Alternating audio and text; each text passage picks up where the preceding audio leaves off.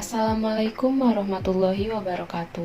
Saya Khairunisa Yulia Handayani dengan nomor NIM 2186206025 dengan teman saya Royhan Hakiki dengan nomor NIM 2186206054 akan menjelaskan materi tentang hubungan awal masyarakat Nusantara dengan bangsa asing. Yang pertama, kita akan mencari tahu dulu nih, apa sih yang melatar belakangi bangsa asing untuk datang ke Indonesia. Yang pertama, jatuhnya Konstantinopel ke tangan Turki tahun 1453 yang menyebabkan terputusnya jalur perdagangan rempah-rempah. Kemudian, Eropa mulai mencari jalan lain untuk mendapatkan rempah-rempah secara langsung. Yang kedua, daya tarik di Indonesia. Sejak abad ke-13, Indonesia dikenal sebagai negara penghasil rempah-rempah. Hal inilah yang membuat bangsa asing tertarik untuk datang ke Indonesia. Yang ketiga, motivasi 3G, Gold, Glory, and Gospel. Gold artinya emas yang identik dengan kekayaan, Glory artinya bermakna kejayaan, Gospel adalah keinginan bangsa Barat untuk menyebarkan agama Nasrani. Pelayaran dan perdagangan bangsa.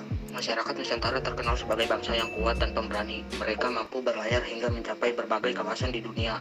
Kegiatan pelayaran bukan hanya untuk kegiatan mencari ikan hasil alam, tetapi juga melakukan perdagangan dengan masyarakat asing. Hubungan ini sudah berkembang sejak zaman praaksara. Hubungan pelayaran dan perdagangan awal masyarakat Nusantara dengan bangsa luar dapat dibuktikan dari berbagai sumber sejarah dan beberapa anggapan sejarawan. Salah satunya adalah mulai berkembang sistem pelayaran yang lebih maju setelah Hippasos menemukan pelayaran berdasarkan arah mata angin. Hal ini sangat membantu pelayar dan perdagangan yang sebelumnya hanya berpatokan pada arus dan perbintangan saja pada pengetahuan peta yang jelas. Melalui hubungan perdagangan dan pelayaran antara Nusantara dengan bangsa asing, muncul berbagai pengaruh bagi kedua belah pihak. Pengaruh hubungan tersebut dikategorikan dalam beberapa bidang, yaitu bidang agama, bidang politik, bidang sosial budaya, bidang bahasa aksara dan sastra, dan bidang pendidikan.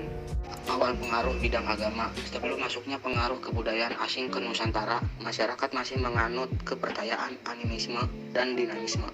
Namun ketika bangsa asing datang turut serta membawa kepercayaan baru dalam hubungan dengan bangsa Nusantara, kepercayaan tersebut adalah agama Hindu dan Buddha.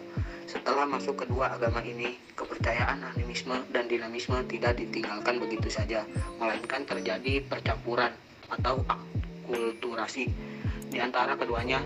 Hal ini bisa dilihat dari segi pemujaan dewa-dewa dan roh nenek moyang. Lalu ada bidang politik. Sebelum bangsa asing datang, masyarakat Nusantara dipimpin oleh kepala suku yang dipilih berdasarkan keunggulan fisik dan spiritualnya. Ketika budaya asing semakin berkembang di Nusantara, kepala suku pun mulai digantikan oleh seorang raja. Peran raja sangat kuat, karena ada yang beranggapan bahwa raja merupakan keturunan dari dewa yang memiliki kekuatan suci dan dipuja. Gelar raja selanjutnya diwariskan secara turun-temurun yang menandakan berakhirnya kepemimpinan kepala suku dan digantikan oleh raja. Sosial budaya. Awalnya masyarakat Nusantara hidup berbaur dan bergotong royong dan tidak mengenal adanya tingkatan masyarakat. Namun setelah masuknya budaya asing terjadi perubahan dalam tata kehidupan masyarakat. Ketika budaya asing datang diperkenalkan sistem kasta. Sistem kasta adalah pembagian masyarakat berdasarkan kedudukan dalam masyarakat. Kasta saat itu dibagi menjadi 4. Yang pertama, kasta Brahmana. Kasta ini adalah golongan paling atas. Brahmana adalah orang yang mengabdikan dirinya dalam urusan bidang spiritual. 2. Kasta Kesatria. Kasta ini adalah golongan kedua. Golongan kesatria adalah para kepala dan anggota lembaga pemerintahan yang seluruh hartanya milik negara. 3. Kasta Waisya. Kasta ini adalah golongan tingkat ketiga. Golongan Waisya adalah orang yang telah memiliki pekerjaan dan harta benda sendiri. 4. Kasta Sudra. Kasta ini adalah golongan keempat.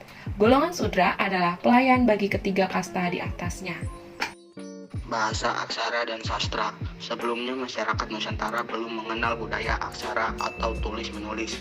Masyarakat mengenal bahasa Sanskerta dan huruf Pallawa karena pengaruh kebudayaan asing. Pengenalan huruf inilah yang mengantar perbedaan Nusantara ke masa aksara. Selain bahasa dan aksara, berkembang juga seni sastra di Nusantara. Sastra pada masa ini bercorak tradisional dan bersifat istana sentris. Artinya, karya yang ada masih terbatas pada kalangan istana saja. Contoh karya sastra antara lain 1. Arjuna Wiwaha, karya Empu Kanwayang disusun pada masa politik Airlangga. 2. Baratayuda, karya Empu Sedah dan Empu Panulu disusun pada masa kerajaan Kediri. 3. Gatot Kacasraya, karya Empu Panulu disusun pada masa kerajaan Kediri. 4. Negara Kertagama, karya Empu Prapanca disusun pada masa kerajaan Majapahit. 5. Sutasoma, karya Empu Tantular yang disusun pada masa kerajaan Majapahit. Yang terakhir ada bidang pendidikan. Kedatangan kebudayaan India juga untuk memberikan pendidikan. Para pendeta mendirikan tempat pendidikan yang disebut pasraman. Di tempat inilah masyarakat mendapatkan berbagai ilmu pengetahuan. Pada perkembangan tempat ini mencetak para lulusan yang terpelajar. Sekian presentasi tentang hubungan awal masyarakat Nusantara dengan bangsa asing dari kelompok kami. Kurang lebihnya mohon maaf, saya ucapkan terima kasih. Wassalamualaikum warahmatullahi wabarakatuh.